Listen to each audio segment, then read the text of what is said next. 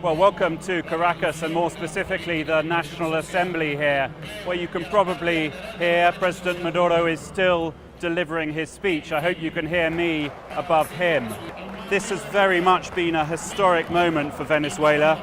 It actually started on a conciliatory note when the president gave this speech for the first time ever to an opposition-led assembly. He greeted the president of the opposition bloc and acknowledged all his political opponents.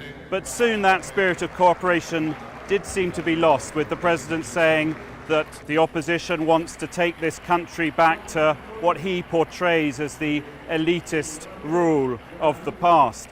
Well, this State of the Nation address does also come when we've heard some quite disturbing news, really, about the state of this nation's economy. For the first time in over a year, the Central Bank of Venezuela has been giving some figures.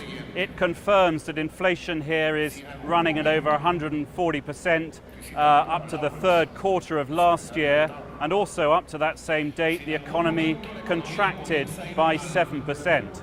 And what we haven't been hearing from the president in this speech really is any indication of a change of course given those troubling figures.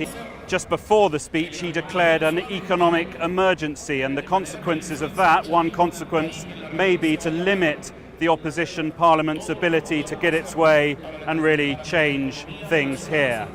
But there is a sense of urgency. The president also made mention of the price of Venezuelan oil. You've got to remember that's its key export. It's dropped to around $24 a barrel, and much of that oil costs $20 a barrel to produce. So very, very difficult economic times here in Venezuela on the same day as this historic speech by the president to the opposition-led Congress. Stephen Gibbs, CCTV, Caracas.